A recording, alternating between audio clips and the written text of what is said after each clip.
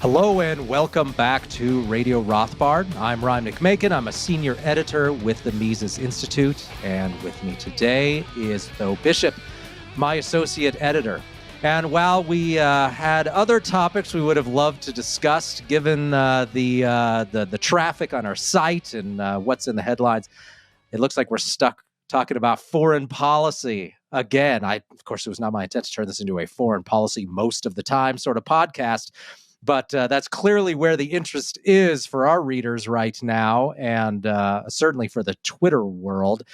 But we'll get a reality check here from Tho, I think, a little bit. Tho came back from cpac recently, and I want to talk a little bit about this podcast here in terms of where is the conservative movement or just the Republican Party kind of standing on this? It's real hard to read early on. It seemed that maybe the right was getting a little bit more nuanced in terms of its foreign policy and a little less prone to intervention always and everywhere. And so we'll kind of discuss a little bit left and right, what's going on with that and what the new orthodoxy is. Now, what are you allowed to say about Russia, and what is the acceptable opinion on this, and what is a more correct opinion on this, really taking into account what's really going on with Russia and with NATO and all of that. So, Tho, we might as well just start off. What's your reading with what the reaction is among people that you didn't talk to just on the internet, talking to some real people at a real gathering? I mean, what's going on with that? Yeah, it was interesting because, this stuff starts last Wednesday, where my van is already loaded with all of our good propaganda for our outreach down there. We had some great students stop by a booth and things like that. And it was very interesting going into, the largest conservative event of the year typically. And, right away, though, like this kind of what it meant to be America first changed over the course of 24 hours, right? Because you had this sort of retreat default position when it came to unpopular Middle Eastern wars, right? To, okay, well, now we have, a invasion of people, or of a country that are seen as being allies, then followed up with a very well done, propaganda campaign. Not to make any value judgments there of the stand of President Zelensky and really hitting on some of those sort of nationalist, masculine, defensive people sort of notes that obviously appeal a great deal to kind of the fundamental conservative values that, a lot of the West has been hostile against. So you have kind of a perfect test case to really challenge, what is the role of the American military, as world policemen. And you saw a divided front there. But I was very interested to see just how often the status quo messaging that we've gotten from not just the politicians on stage and the immediate kind of fog of war, but talking to a lot of the staffer class, a lot of these sort of, the various entities that end up shaping perceptions on the margins. I think we have seen largely the belief that Russia is in the wrong, but that it is not in America's interest to expand NATO, to get into a hot war. I've seen a big pivot towards the focus on American domestic energy production, right, as one of those things that have led to the weakness that Putin was able to exploit in pursuing an invasion, right? This has been DeSantis today had another press conference where, asked about his issue. He didn't go in and make it, his big focus was domestic energy production, right, which I think himself is interesting. He himself didn't even address the issue at all as one of the first talks at cpac this year, which is interesting because typically you would expect this to be the chest thumping, hey, Sean Hannity style conservatism. I think he's already come out there with a proposal. Hey, what if America just bombed a bunch of Russians and then said, wasn't us? Do you think this would help things? I mean, this is the quality of, the 2001 conservative media that I see, in spite of, again, a lot of kind of typical Fox News talking points taking up most of that market. I've been pleasantly surprised by the degree to which there is at least some level of hesitancy on escalation. Tucker Carlson obviously is doing his own thing. I think he is independent from a larger editorial wing at Fox News. But what's also interesting is the degree to which Fox News itself no longer truly has that sort of monopoly on center-right thought, right? You've got Steve Bannon with his own sort of operation within the mornings. You've got massive growth within right-wing alternative media in a variety of different ways, whether it's Twitter, whether it's content producers on streaming platforms, whether it's podcasts and the like. So my takeaway was surprisingly that there was far more sane and reasonable people in an event that should otherwise have tended towards historically a lot more of the bombast and very reckless foreign policy. And so that was very interesting to see. It's going to be interesting to see how this plays out going forward. Obviously, the State of the Union address this year, both sides really wanted to seem to be leaning towards at least the iconography of saber rattling.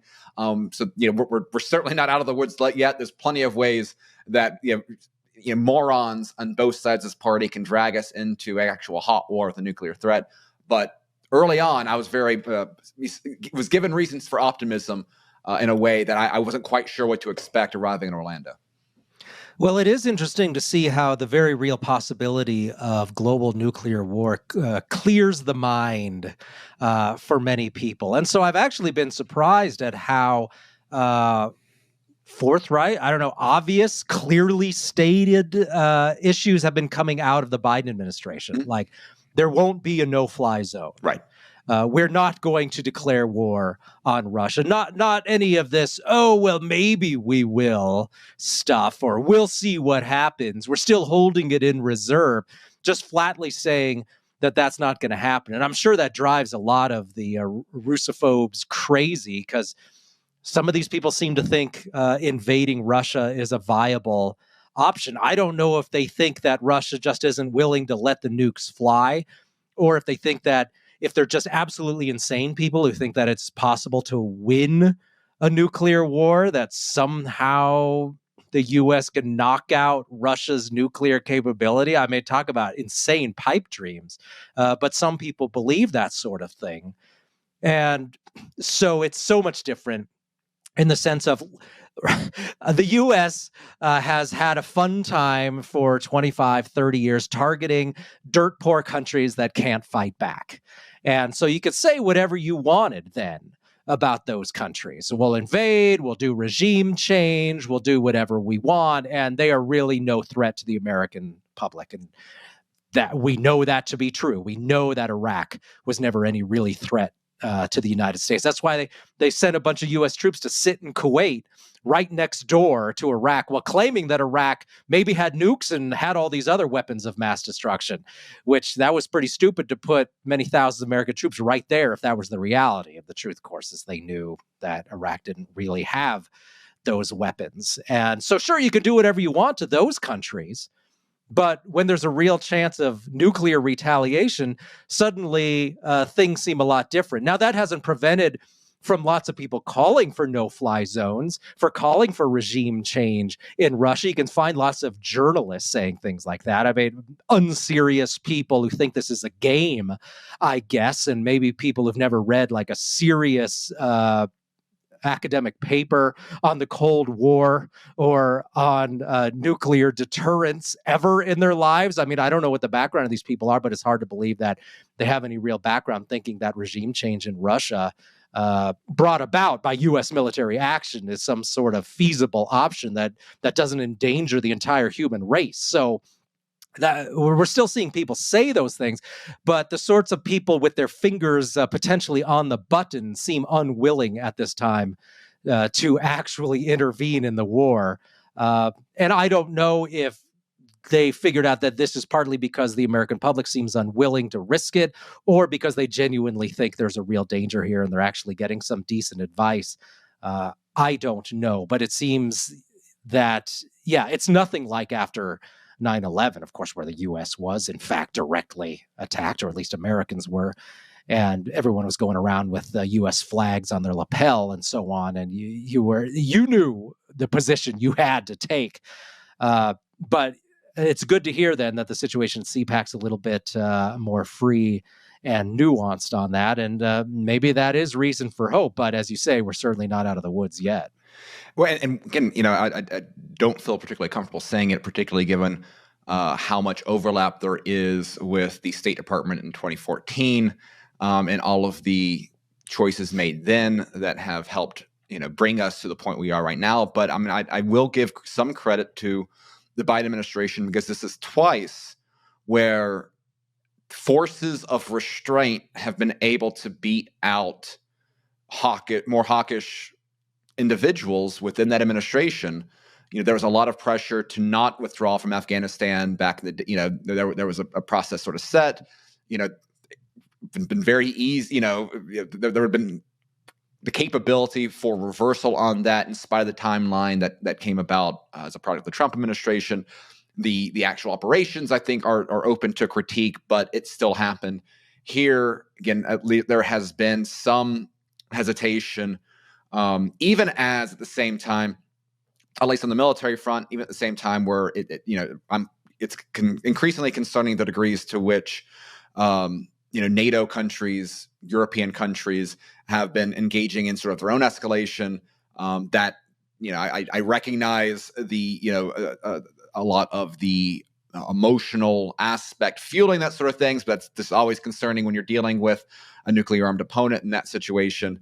But yeah, I mean, it is, of course, on the other side of it, though, is that there is still this dynamic that I think influences a great deal of Western thinkers, where it is this absolute refusal to view as legitimate the concerns of those who you don't politically agree with, right? And so there is, I think, this larger, and we've seen this play out with the escalation in sanctions and financial warfare, also kind of a cultural militarism, from I just saw Disney Plus got rid of the one of the animated movies just because it has a Russia main characters and things like that. We're seeing an escalation on the freedom fries front of the 2022 version, and I think a lot of this still kind of stems from a larger philosophical sort of view that infects so many aspects of Western politics, is the refusal to see, again, like your enemy's concerns as being valid, and the complete inability to comprehend the sort of levels of concern that Russia at least pays lip service to. I don't want to give Putin too much credit with his stated claims for invasion. I mean, you're launching ballistic missiles into civilian areas. This is not a self-defense mission of Donbass here. But that dynamic and the way that can end up leading itself to refusing to consider any sort of off-ramps to de-escalate this tension, that is something that we've seen it play out in a variety of political areas, typically within governments, and trying to crack down on political dissidents within their own countries. I think that aspect, any sort of dynamic there playing out on the geopolitical sphere, I think is adds a level of toxicity that perhaps was less stated. Again, not trying to ever claim that there was a golden age of very serious foreign policy thinkers, given all the disasters of the 20th century. But I think some of those, there would have been more respect for some of these concerns with some of previous generations of foreign policy elites, regardless of all their other failings in this regard. Well, I think you're seeing a little bit now how the framing is going to be. It's going to be we're in favor of democracy versus autocracy. This, of course, is complete nonsense so long as the U.S. is a close ally with Saudi Arabia, right? One of the most vicious, bloodthirsty dictatorships in the world, and currently engaged in wars against innocents in Yemen. So, yeah, spare me the whole America is against autocracy thing. And I'm sure we could find other horrible allies of the U.S. As well. But the Saudi Arabia is the easiest target, especially since it's such a long-standing ally of the U.S. It's also unnecessary for the U.S. to be close allies with Saudi Arabia. But for some reason, we're supposed to believe that they're so much better than the Iranians or the Iraqis and so on. And keep in mind also that the U.S. Fought the Persian Gulf War in part to defend Saudi Arabia because the House of Saud was afraid of Saddam. And then, of course, we can all remember the Bush family, that George W. Bush literally holding hands with whatever current bloodthirsty despot was head of Saudi Arabia back at the time, which was, I don't know, about 2005 or so. And so, yes, spare me on the anti-autocracy thing. Certainly, we can all agree that politicians are bad, and Putin is one of them. I reminded back during the Iraq War, so 2004-ish, that Lew Rockwell was on a PBS show, and he was, of course, talking about maybe you shouldn't murder huge numbers of Iraqis for a country that is no threat to the U.S., and it was Bill Moyers. Bill Moyers asked him, well, isn't Saddam Hussein a bad guy? And of course, Lou says, well, of course he's a bad guy, right? I mean, he's some horrible head of state. He's a professional politician. He got into his position of power by being a military strongman. But the point of the matter is Saddam Hussein doesn't care what some U.S. citizen thinks about him, and we have no power in that situation. What does matter, right, is that what we can say about our own state and try and keep our own state from doing crazy stuff. Putin doesn't care what any American thinks. And so I think our goal needs to be to prevent the U.S. from doing something insane, like invading Russia and possibly triggering a war. And maybe part of what is necessary in doing that is understanding that other countries have interests. And by other countries, we should maybe just say Moscow, right? And when we say Moscow, we mean the Russian regime. I don't know what the Russian man on the street thinks, but it's foreign regimes that have control of these weapons, and they have certain interests of their own. They have their own ideas about their version of the Monroe Doctrine, just as the U.S. would never tolerate the Russians coming in and taking over Costa Rica or Cuba or Mexico. And then we would all say, well, you have no right to a sphere of power, which is what some anti-Russia people are now saying, when the reality, of course, is the U.S. very much has its own sphere of power and would be willing to defend it to the death, certainly. And so let's just take into account these realities. The reality is that other countries don't want the U.S. taking over a country, which is basically what NATO enlargement into Ukraine would essentially be. It would essentially be, in terms of foreign policy, annexation by the U.S. or France or Germany or some powerful NATO country. And the Russian regime views that as a very important red line, just as the U.S. would view the Russians or the Soviets in the past moving into Mexico, just as the U.S. freaked out over the Zimmerman telegram back in during the First World War, the idea that the Germans might be allying with the Mexicans. So this is common behavior from any large regime, both Russia and the U.S. So let's just start admitting, like, that other regimes have real concerns about preserving themselves, and maybe take those into account. That doesn't mean we think that these are virtuous concerns, or that angels would have these same concerns. But you need to come to terms with reality before you start coming up with solutions to the situation. And we should know, by the way, that this is not some crazy new position. This idea that NATO enlargement has inflamed the situation and gone too far. There have actually on Twitter been a lot of good research and people digging up stuff from the past about what people have said about NATO enlargement. And you don't have to be Trump or some guy who woke up yesterday and realized that, oh, gee, I love Russia, so now I'm going to concoct some theory about how NATO enlargement is bad. Let's look at the record. We have countless people from a variety of parts of the spectrum saying that NATO enlargement was a terrible idea.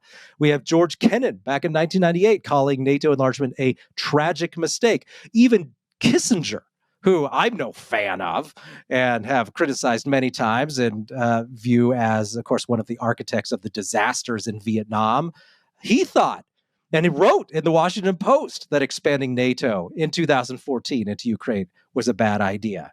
We've got former ambassadors like Jack F. Matlock, former ambassador of the Soviet Union, saying in 1997 it was a terrible idea. William Perry, who was Clinton's Secretary of Defense in 1996, said NATO enlargement was a terrible idea. You got Noam Chomsky saying it in 2015, which good for him. although I mean, kind of a predictable position. But you got Stephen Cohen in 2014. You got Jeffrey Sachs just in the last couple of years saying it. You got Vladimir Posner, a respected journalist on the matter, said this in 2018. In fact, he's got a talk on YouTube with the title, How the West Created Vladimir Putin. And nobody thought that was a particularly remarkable Putin-loving position back then. And then perhaps more notable is John Mearsheimer's video on how Western enlargement has basically created the Ukraine crisis. And now he's being dragged through the mud. Some people are saying, oh, if Mearsheimer's on your international relations syllabus, you should remove him. Let's cancel John Mearsheimer. Because of his video and essay, by the way, on the issue back in 2014. But of course, there's nothing pro-Russian about Mearsheimer. And in fact, he rather famously wrote back in the 90s that Ukraine would probably regret its giving up of its own nuclear arsenal at some point in the future, because that would open the possibility up of Russian invasion. And so the fact that he's been correct about this somehow makes people really, really mad. So now they want to cancel him and get rid of him. But it's not Mearsheimer. It's countless people. We could go on from this list of like 10 people I listed, because anyone who was paying attention to it for the last 30 years knows that NATO enlargement has been something that's been moving the United States toward conflict with Russia ever since. So it's just the reasonable position that many people have concluded. And you just have to have not been paying attention if you think that you've got to be some sort of crazy alt-rightist or I guess America hater, blame America first crowd in order to oppose the idea of NATO enlargement. This is a bipartisan effort. It's just that now we're kind of in the middle of that initial panic over a new development. And this is just how some people lash out, that anyone who disagrees with you then hates America. And I think we're seeing a lot of that in social media and other plaars. Well, it comes down to, I mean, if you disagree with Western views on things and you're wrong, and you are not only, again, it's not only that you are in a weaker political state, but that you have no right to that opinion. And there is, I think, an inherent sort of view that comes along with this sort of perception of inevitability, right? This is exactly what Trump's election so enraged American leftists. This is what, I think the rise and some of the relative success of European nationalist movements have done to a certain sort of person is that, what this, in not crushing these other forces and not, utilizing your self-righteousness to kind of continue this general conquest, in this case in a more literal geopolitical sphere, but in all sorts of ways, within all the institutions in the West that's become corrupted by this sort of mentality. They don't know how to deal with opposition, and that's what terrifies me about this, is that the degree to which this sort of mentality is crept into a lot of very powerful places. And of course, when we look at NATO expansion, we could also look back at the overlooked massive protests within Belarus last year, that, as it was 2020 through 2021, which had the appearance of being, kind of an attempted velvet revolution in its own right, which would go straight to, one of those, Russia sphere of influence countries, right? I mean, they're leading direct military ally right now. And so, that kind of, I think, shows the unrelenting, why someone like a Vladimir Putin would see that there is no ability for Ukraine to truly remain neutral if it is not Russia. Now, again, he wants an explicitly he wants an explicitly pro-Russian Ukraine. There has been Russian meddling within Ukrainian politics for a very long time, including poisoning opposition figures and the like. Right? This is I think that rather than any sort of genuine pleas to the concept of neutral Russia, I think Putin probably understands as well as most that there is that neutrality is largely a myth in these sort of situations. I mean, even Switzerland now, right? That historic Swiss neutrality, they're engaging within the sanctions side of attacking Russia, and I assume Belarus. I'm not sure if Swiss is sanctioning them yet, but Swiss themselves has kind of largely followed the West now when it comes to that sort of economic warfare approach, both, I think starting with the Gulf War. So again, the concept of neutrality as being something that can be maintained within this aggressive liberal imperialistic world, I think, again, without defending Vladimir Putin, this is not a defense of lobbing ballistic missiles into civilian parts of the rest of Ukraine. And this is very different than any sort of missions protecting ethnic Russians within the Donbass. But I can see that playing a major role within the consideration here for preemptive strikes. If you think there is no way, basically that the inevitability is a Ukraine firmly within the sphere of Western, therefore American influence, and the degrees to which that is simply not reconcilable with the worldview that Russia has for itself, both within the purely nationalistic ties and views of where Russia's place should be in the world as a whole, but also when it comes to a variety of cultural, religious, and other issues as well. And so I think this is very much a culture war in the hottest sense, which again, the consequences from that, given who is ruling some of these countries right now, is itself very alarming. Yeah, and what a tragedy in the sense of what an unnecessary war. It's always been unnecessary to make enemies of Russia after the end of the Cold War. And the China hawks, of course, have always had a point too. Look, if you were going to identify a country that you were going to antagonize and try to contain and worry about all the time because it's rising and might threaten the U.S., that's China. That's not Russia. And I did an article about this last week, right? Like Russia, and this has only been borne out more with Russia's real capability in Ukraine. I can't imagine that Putin wants to take over the whole country. I can see establishing sort of an ethnic Russian half of Ukraine in the south and in the east, but taking over the whole country. I don't see how it could even try to pull that off. Russia just doesn't really have the capability.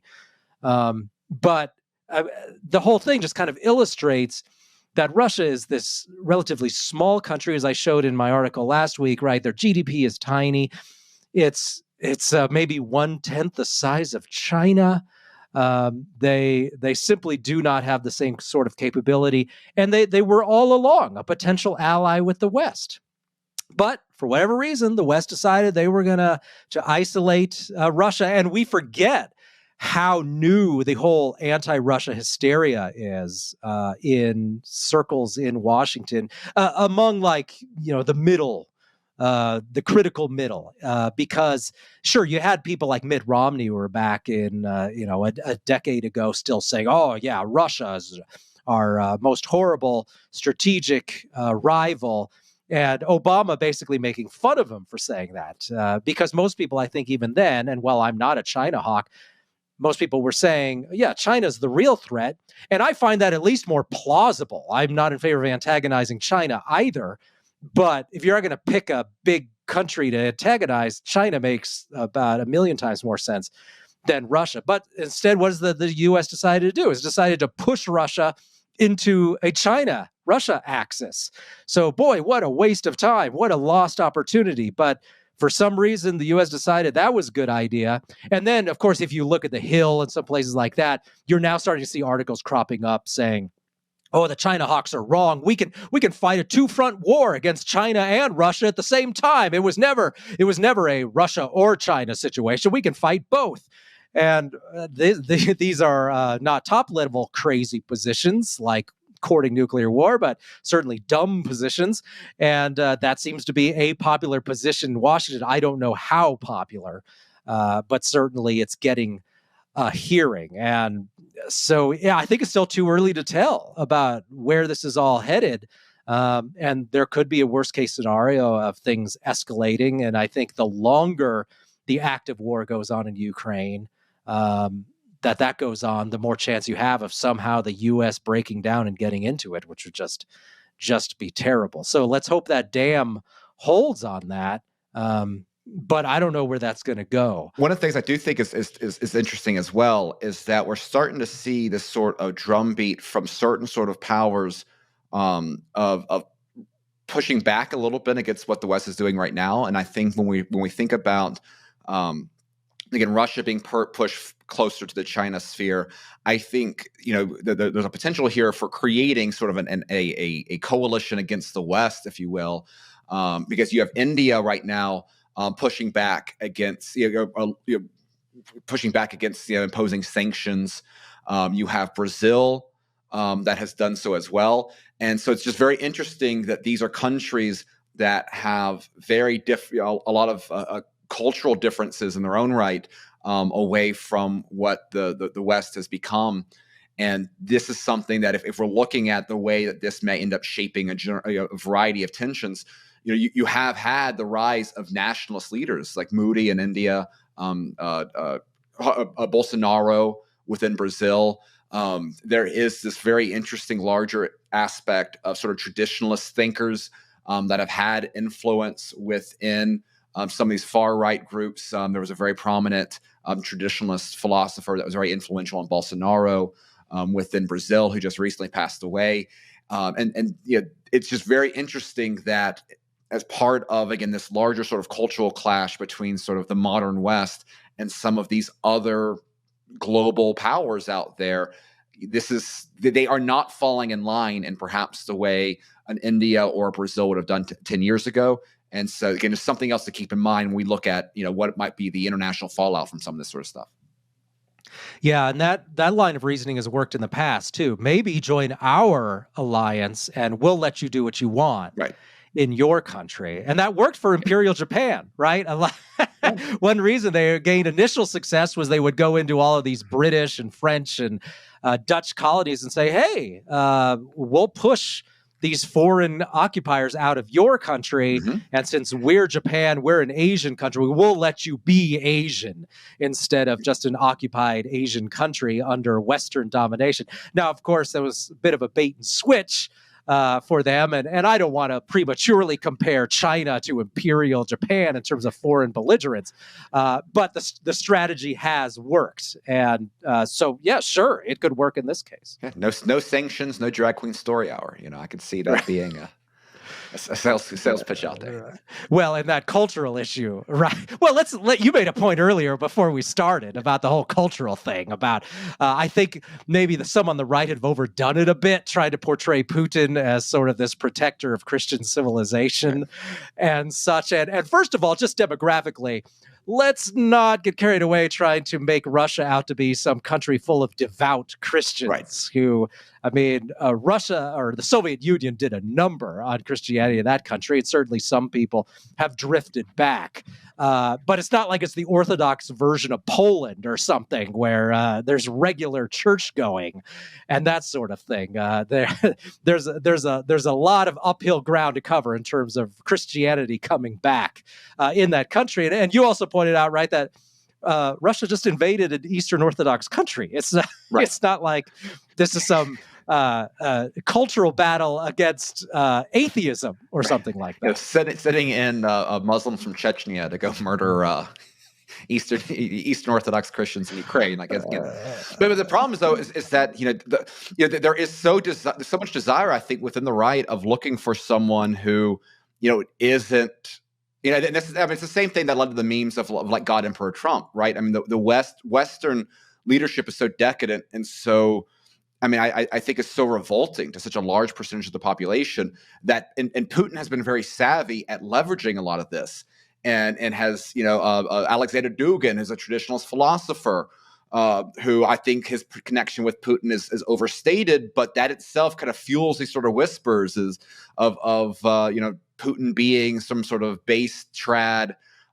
Philosopher emperor and things like that. And so I again, if you're dealing and you're looking at the consequences of, this sort of, neoliberal hegemony at home, I could very well see, okay, we don't want to be that. So who's the biggest bad guy at the block that could fight my enemies?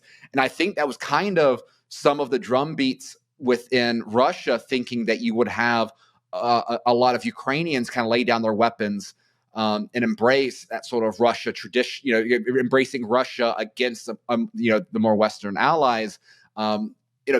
Allegedly, that has not played out. At least we haven't seen it play out. Though the lack of video footage out there leads a whole lot of question marks in terms of what actually is going on. A lot of large percentage of the ground here because the propaganda campaign has been thick. But that might even be a situation where Russia kind of got too high of its own supply there as well, where their perception of what military-age males in Ukraine wanted being very different. So there's a lot of different dynamics here where, again, it's best understood that I think both sides were largely correct in critiquing the evils of the other side, because this is just simply the state of how awful these states truly are foundationally. And so there's not a lot of good actors, but there's a lot of critiques of each other coming from the other side.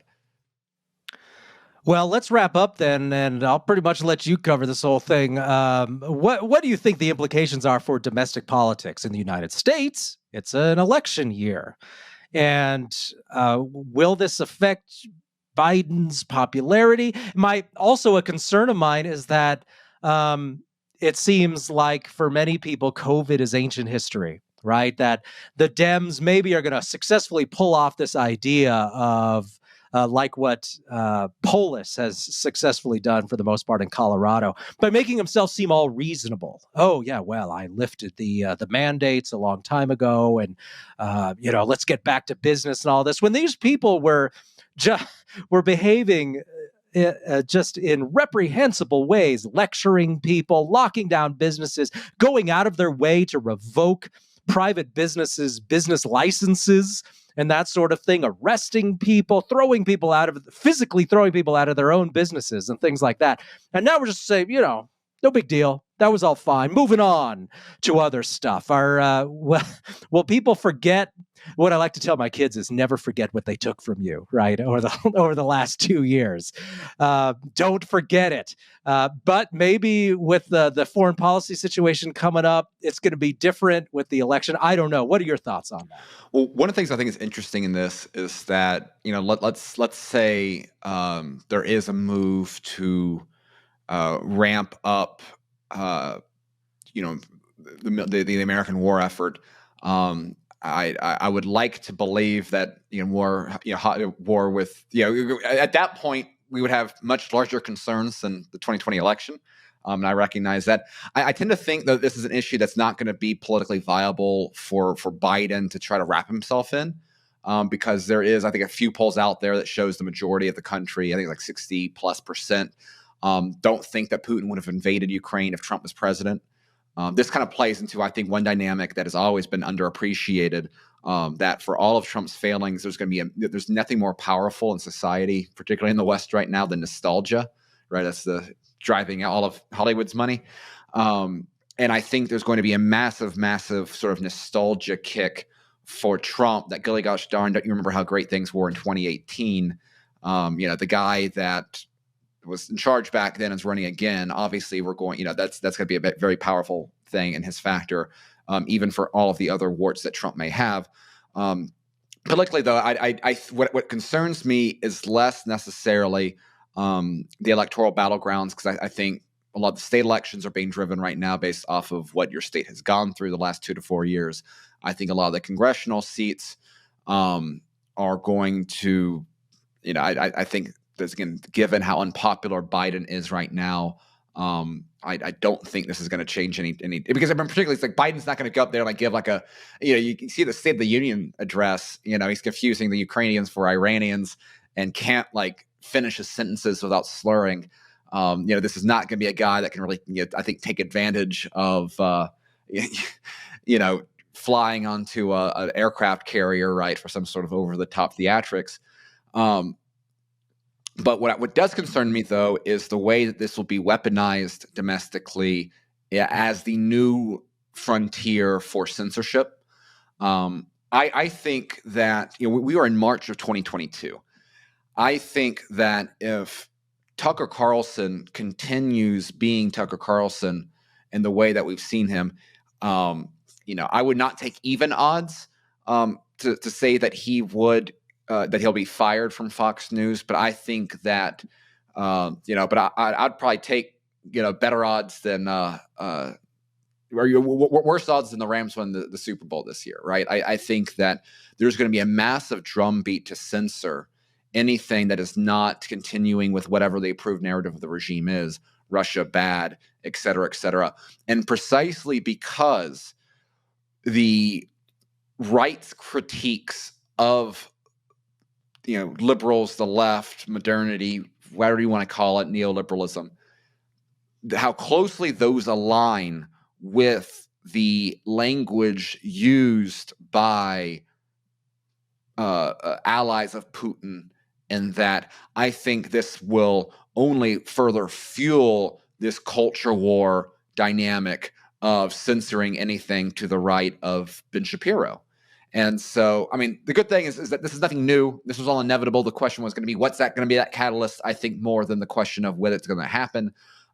You do see, again, we're seeing tons of pressure and stress being placed upon those sort of institutions that are going to be important to getting out of that sick, militant, liberal, authoritarian push. Odyssey, for example, the streaming platform that the Mises Institute used for Mises U 2021 will be using again, have used in a variety of projects. They are not censoring RT, where Europe has censored RT within their borders on a variety of traditional platforms. The way that Bitcoin continues to work for peer-to-peer transactions, even as they try to escalate holds on exchange, any of the sort of centralized controlled Bitcoin holdings. I mean, I've seen even to the extent where Iranians are now getting kicked off of certain exchanges, having their funds frozen in individually held points, simply because they're not playing around properly with the West when it comes to financially wagging their finger at Russia as well.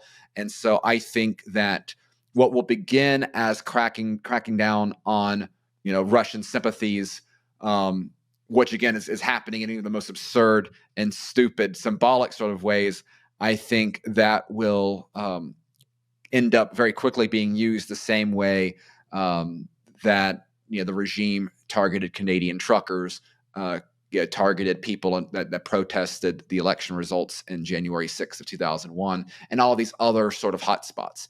And so, we should not be, again, this is going to lead to cultural escalation, even if we had, and I think this will be true, even if somehow, you get very, very quick peace talks.